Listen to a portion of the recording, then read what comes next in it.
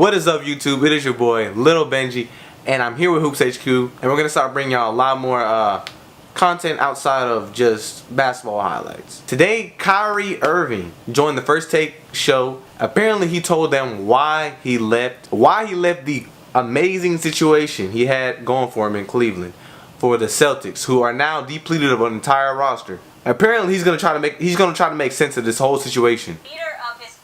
You already know Kyrie about to say some crazies. Look at his face. Where is his beard? Thank you so much for being here. So why was it time to make the move? Well, it was Just look at these accolades. Many of these accolades occurred after playing with LeBron James. But come on, 25 a game, 6 and 3. You go to the finals 3 times in a row. For many, that seems like it would be a great situation, an ideal situation, but apparently it is not. transcended my career from starting the first 3 years.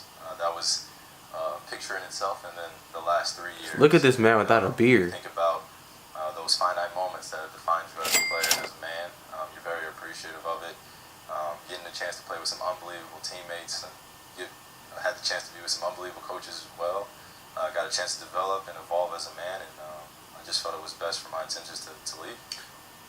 What happened, man? Because it just seemed like, 1 minute you're in the championship, you're in the finals. Another thing that I caught after the Cleveland Cavaliers lost the final game, maybe it was just a statement off of emotion, but Kyrie said, him and LeBron, while they were embraced, he told the media that if LeBron James is leaving Cleveland, he's going to request for a trade. So I think it's very interesting how he randomly just requests for a trade when LeBron the whole series was hinting on leaving. He was bringing up statements about how he basically did all he can and the team around him is not doing enough. I think they're trying to, either link up, or Kyrie already understood that LeBron was out of there, so he decided to get up out of there too. And if you pay attention to LeBron, he's doing a lot of working out with, a lot of those Miami boys. I don't know. You're gonna see. You're hugging LeBron, you're happy to be in Cleveland, you've been looking forward to coming back to compete for another championship, and then the next minute you want out. What happened? You just gave indications that this has been something that was stirring him. Exactly. He was thinking about this for a while.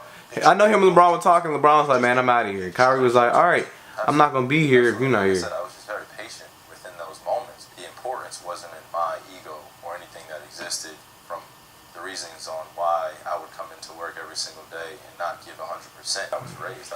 Bro, the Celtics, being in a professional environment. I don't care. The Celtics had one of the worst off seasons. I think they had one of the worst off seasons. Them and the Clippers had one of the worst off seasons. But definitely the Celtics, for all the massive gains and massive moves that they made this year, especially for them to give away their leading scorer, a man that played in the NBA playoff game the day after his sister died, you give him up. And then Jay Crowder, I believe somebody in his family passed away, and they traded him away, I believe, on the same day. And then they gave away Avery Bradley, who was one of their best perimeter defenders, and I believe was one of their top 3 options offensively. You get rid of Avery Bradley, Crowder, Isaiah Thomas, some picks, and Ante Zizic for 2 players.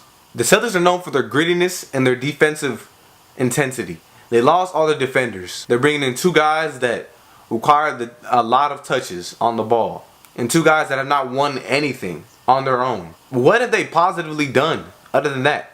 I feel like they made moves. They got the top seed in the East this year, and I guess that was exactly where they wanted to go, and I don't know what they're doing. They did make some positive moves, picking up Jason Tatum in the draft. I don't know. We're going to have to see how their summer develops. Developing those every single day, and then on top of that, still wanting to be as successful on the court and still trying to figure out myself off the court. I had to balance those two, and I felt like when I was coming into that environment, there were times where my energy was just a little off, and I just had to figure that out. And there were times when after games I would go out and shoot. As any professional athlete or any person knows, when you're in your workplace and you have those tough days, there are questions that you ask yourself, is this the right thing for me right now? And I answered that question myself. Kyrie did a lot of jumping around on that question, all right? Which leads me to continue to believe that the reason he left was not simply just to be a top player. He was still He was the #1 option offensively on the Cleveland Cavaliers. Of course, I mean, you're playing with one of the greatest players of all time. And I understand that doesn't mean you're not going to get your shots off. But they literally moved LeBron James to the point guard. So Kyrie could have a lot more shots and a lot more isolation work. He still got the ball in the end of the game. It's not about him trying to be Kyrie. I'm telling you, this is my theory. It's not about him being Kyrie. It's about, like he said in that press conference, LeBron is gone, and he understands that he's going to be back in a losing situation, which is also why Cleveland may have re-upped so heavily. Why they stacked their roster so they loaded up their roster in order to try to keep LeBron. And if he does leave, at least they have something. But hey, man, that's gonna do it for this video, man. Comment down below. What do you think about the situation?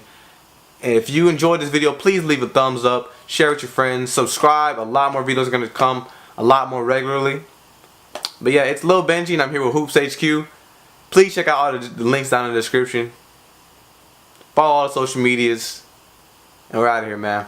Peace. We crossed over, then we slammed dunk. Crossover. Michael Jordan 6 rings make me slam dunk. Drink no whiskey with the chickens, I'm a slam dunk.